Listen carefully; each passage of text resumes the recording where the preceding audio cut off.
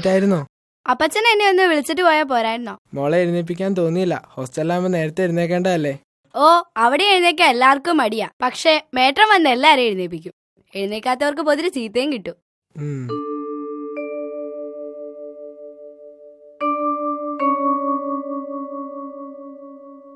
കഴിഞ്ഞ ദിവസം ട്രീസ കുര്യാക്കോസ് മേട്ടൻ വന്ന് വിളിച്ചിട്ട് എഴുന്നേറ്റില്ല. അവൾ കൂർക്കം വലിച്ചു കിടന്ന് ഉറങ്ങി. എന്നിട്ടോ?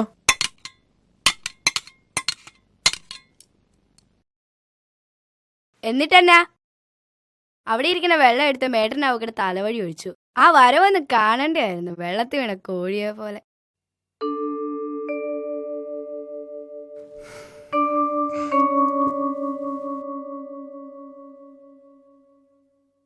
മോള് നാളത്തെ കഴിഞ്ഞ് പോവാണല്ലേ?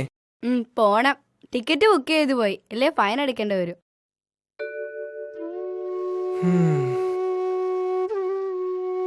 അപ്പച്ചാ വേണ്ട. ഒന്ന് കണ്ട് കൊതി തീർന്നില്ല. അതിനു മുമ്പ് പോവാന്ന് കേട്ടപ്പോ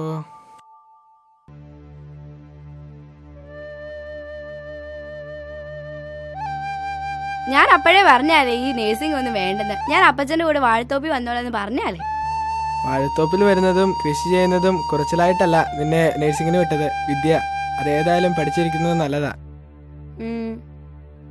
കഴിയുന്നത്ര നീ പഠിക്ക, എന്നിട്ട് നീ കൃഷി ചെയ്തോ. മറ്റേത് പണിയേക്കാളും മഹത്വമുള്ളതാണ് കൃഷിപ്പണി. കാരണം നമ്മൾ വേറെ ഏത് ജോലി ചെയ്ത് പണം ഉണ്ടാക്കിയാലും ആ കഴിക്കുന്നത് നമ്മൾ കൃഷി ചെയ്തുണ്ടാക്കുന്നുണ്ടല്ലേ. അതിനിപ്പോ ആരാ നമ്മളെ പോലെ കൃഷി ചെയ്യുന്നേ? എല്ലാവർക്കും വിഷം നടിച്ച പച്ചക്കറി പോരെ. എല്ലാവർക്കും ലാഭത്തിൽ മാത്രമേ ചിന്തയുള്ളൂ. മനുഷ്യന്റെ ആരോഗ്യം നശിച്ചാലും ജീവൻ നഷ്ടപ്പെട്ടാലും ലാഭം, എല്ലാത്തിനും ലാഭം. പിന്നെ ഇവിടെ ആർക്കും കൃഷി ചെയ്യാൻ താല്പര്യമില്ലാതായി. ഏക്കർ കണക്കിന് കൃഷിഭൂമികൾ ഉണ്ടായിരുന്നല്ലേ. ഇപ്പൊ അവിടെയെല്ലാം കെട്ടിടങ്ങൾ പണിതില്ലേ. നമ്മുടെ കൃഷിത്തോട്ടം മാത്രമായി. നീ കഴിക്കാനുള്ള എന്ന് വെച്ചാൽ എടുത്തു വെക്ക്. എനിക്ക് കൃഷി ഓഫീസ് വരെ പോണം, എന്നിട്ട് വേണം തോട്ടത്തിൽ പോകാൻ.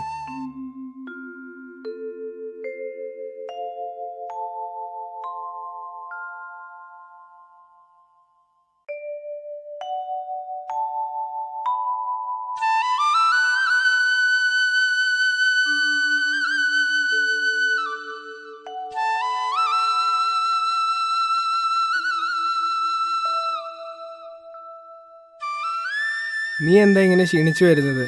എല്ലാവർക്കും തരുന്ന പോലെ നിനക്കും തരുന്നുണ്ടല്ലോ. നിന്നെ ഒന്ന് പ്രത്യേകിച്ച് നോക്കേണ്ട കാര്യമുണ്ട്. നിനക്ക് കൂടുതൽ തന്നാ മറ്റുള്ളവർ കുശുമ്പ് കുത്തു കേട്ടോ.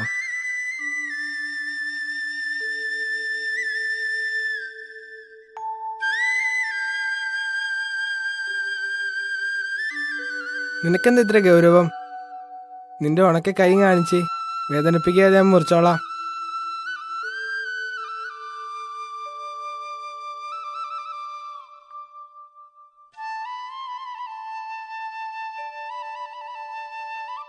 ഓ, മക്കളോട് കിന്നാരം പറഞ്ഞ് കഴിഞ്ഞില്ലേ? നീ കുശുമ്പൊന്നും കുത്തണ്ട. നിന്നോട് കുട്ടി എനിക്ക് 61 മക്കളാ. ഓ, സമ്മതിച്ചു. പക്ഷെ കുടിക്കാൻ ഇത്തിരി കഞ്ഞിവെള്ളം വേണമെങ്കിൽ ഈ 61ാമത്തെ മോള് തന്നെ വേണം.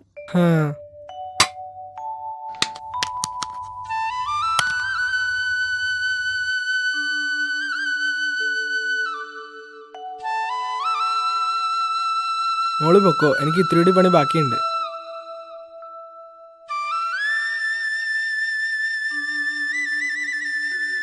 അവരിവിടെ ഉണ്ടാവോ എന്തോ. ഞാൻ വിളിച്ചു നോക്കാം. രാഹേലേ, രാഹേലേ. ചന്ദ്രേണ്ണോ? എന്താ പതിവില്ലാതെ? അച്ഛനെന്തിയാ മോളെ? എന്തിയാ ചന്ദ്രേട്ടാ? ഞങ്ങൾ കുറച്ച് ചേനക്കണ്ട് മേടിച്ചിരുന്നു. അത് എപ്പോൾ നടന്നുവെന്ന് അറിയാൻ മേലാത്തോണ്ട് ചോദിക്കാൻ വന്നതാ. അപ്പച്ചൻ ഇപ്പൊ വരും. വരട്ടെ, ഞാൻ ഇവിടെ ഇരിക്കാം, നീ പൊക്കോ.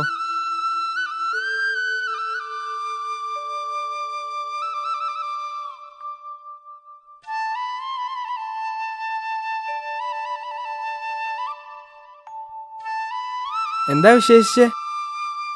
കഴിഞ്ഞ ദിവസം പരുവിട്ട് ചെന്നപ്പോൾ ഇത്തിരി ചേനക്കണ്ട് കിട്ടി. അത് എപ്പോൾ നടന്നുവെന്ന് അറിയാൻ വേണ്ടിയിട്ട് ചോദിക്കാൻ വന്നതാ ഏട്ടനോട്. കുമ്പത്തിൽ നട്ടാൽ കൊടുത്തോളം, മീനത്തിലായ എൻകണികളോളം മാത്രം. അതാണ് ചേനകൃഷിയുടെ കണക്ക്. കുമ്പത്തിലെ വെളുത്തോളം നടന്നാണ് ഏറ്റവും യോജ്യം. അന്ന് നടന്ന ചേനയ്ക്ക് പൂർണ്ണ ചന്ദ്രനോളം വലുപ്പം കാണും. മാർക്കോസേട്ടൻ പറഞ്ഞോ പിന്നെ അതിന്റെ അപ്പുറം ഉണ്ടോ? എന്നാ വെളുത്തവേ തന്നെ. എന്നാ ഞാൻ അങ്ങോട്ട്. ശരിയെന്നാ. റാഹേലേ, മോള് വല്ലതും കഴിച്ചായിരുന്നോ? കഴിച്ചു.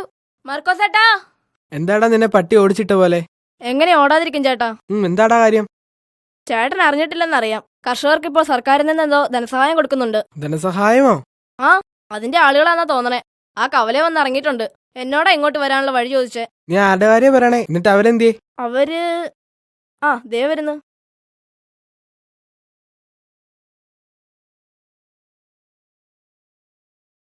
ആരാ?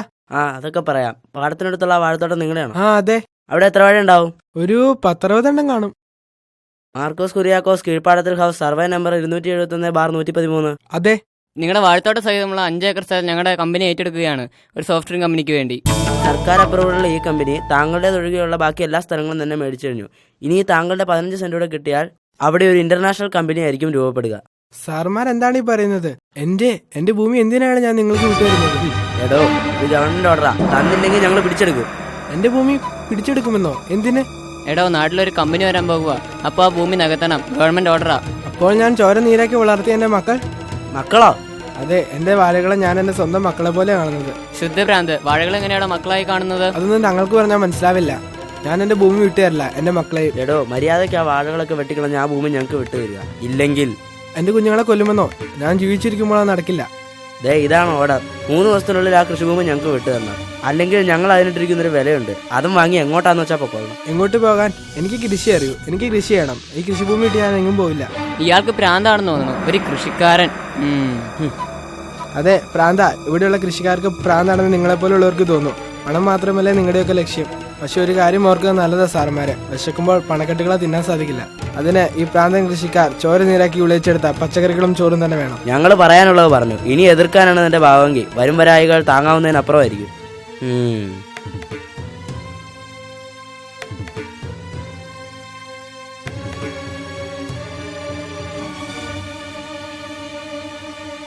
മോള് വിഷമിക്കണ്ട, അവർ നമ്മളെ ഒന്നും ചെയ്യില്ല. അതിപ്പോ നാടിന് അഭിമാനിയായ ഒരു കമ്പനിയൊക്കെ വരുമ്പോ നമുക്ക് പലതും നഷ്ടപ്പെടും. പേരെന്താന്നാ പറഞ്ഞേ? മാർക്കോസ്. മാർക്കോസ്. പക്ഷെ എന്റെ കൃഷിഭൂമി. മാർക്കോസ് ചെല്ല്, ഞാനൊന്ന് ആലോചിക്കട്ടെ.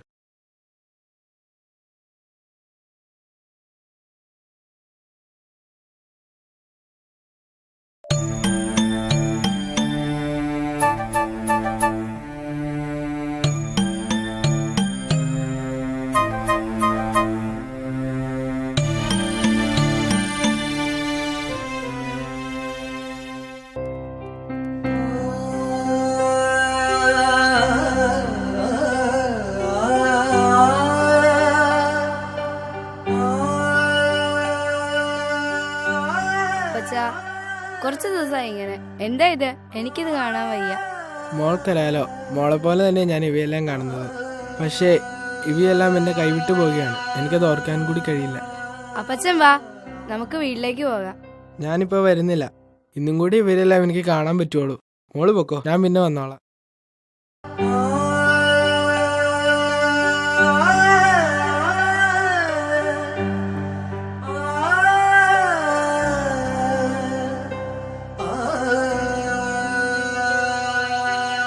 മർക്കോസേട്ടാ, അവര് വന്നു. അവര് മർക്കോസേട്ടന്റെ തോട്ടത്തിൽ കയറി. വാഴത്തോട്ടം കണ്ട സഹിക്കില്ല മർക്കോസേട്ടാ. ഒറ്റ വാഴക്കണ്ണ് പോലും അവശേഷിപ്പിക്കാതെ വെട്ടി നശിപ്പിച്ചു ദുഷ്ടന്മാര്. എന്റെ കൃഷിഭൂമിയും പോയി. ഞാൻ പിന്നെ ഒറ്റത്തടിയാ. പോകുന്നിടത്തോളം പോവും, പിന്നെ എവിടെങ്കിലും വീണ് ചാവും.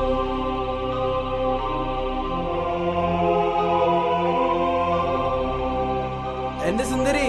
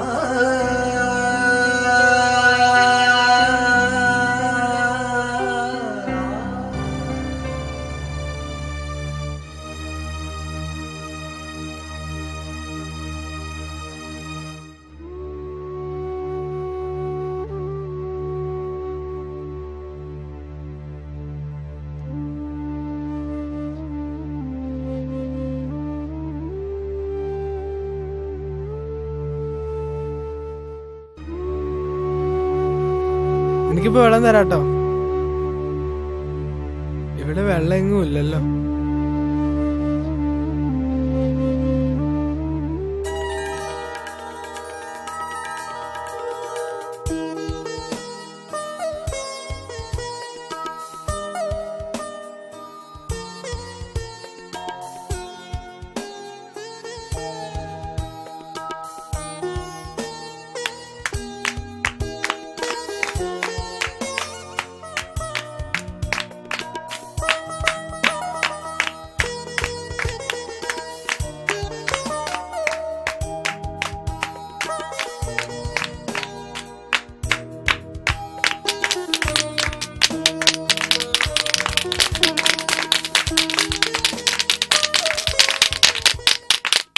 കടലിലെ അലകൾ നീങ്ങുമ്പോൾ ഹൃദയത്തിൻ പരമണയുന്നു. ജാലകം തുറന്നു ചെല്ലുമ്പോൾ മനസ്സിനാഗ്രഹം നോവായി. കടലിലെ അലകൾ നീങ്ങുമ്പോൾ ഹൃദയത്തിൻ പരമണയുന്നു. ജാലകം തുറന്നു ചെല്ലുമ്പോൾ മനസ്സിനാഗ്രഹം നോവായി. നീലമേഘം